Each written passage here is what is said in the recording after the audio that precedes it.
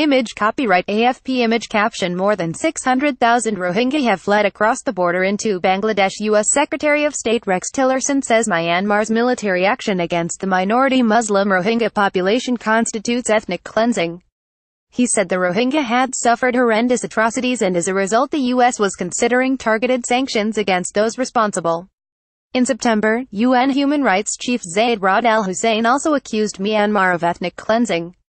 Mr. Tillerson's comments come days before a visit to Myanmar by the Pope. The Rohingya are a stateless minority who have long experienced persecution in Myanmar, also known as Burma. More than 600,000 have fled to neighboring Bangladesh since violence erupted in Rakhine State late in August. After a careful and thorough analysis of available facts, it is clear that the situation in northern Rakhine State constitutes ethnic cleansing against the Rohingya, Mr. Tillerson said in a statement. These abuses by some among the Burmese military, security forces, and local vigilantes have caused tremendous suffering and forced hundreds of thousands of men, women, and children to flee their homes in Burma to seek refuge in Bangladesh, he said. He said the U.S. wanted an independent investigation into events in Rakhine State and targeted sanctions could follow. Those responsible for these atrocities must be held accountable, he added. Media playback is unsupported on your device. Media caption Rohingya Muslims displaced from Tulatoli village in Rakhine State gave disturbing accounts. Mr. Tillerson's comments reflect a hardening U.S. stance on Myanmar in recent days.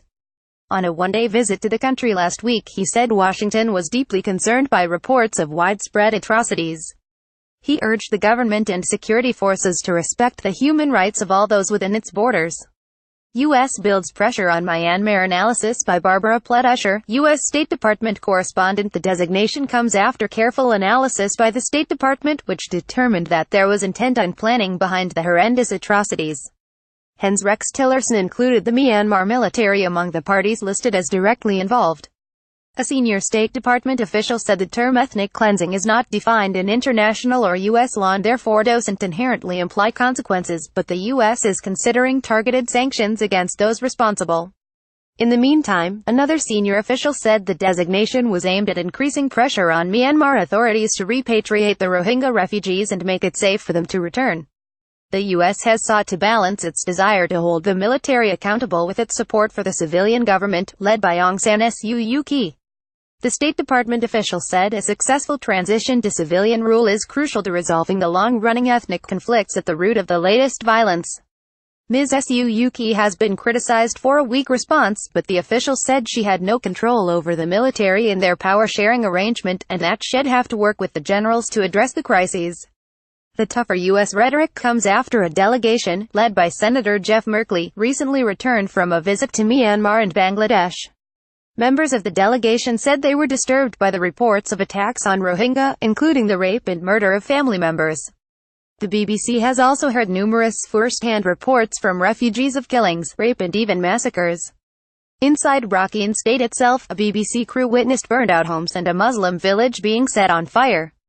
Despite widespread accusations of human rights violations, Myanmar has consistently denied persecuting its Rohingya minority.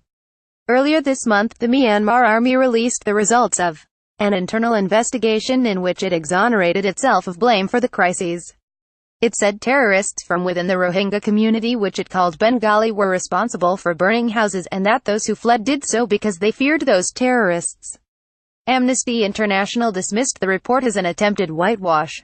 Media playback is unsupported on your device. Media caption Watch Who are the Rohingya. Amid growing international concern over the crisis, China recently proposed a three-stage plan starting with a ceasefire to allow refugees to return to Myanmar. China's Foreign Minister Wang Yi said talks should follow and the final phase would be a long-term solution to end poverty among the Rohingya.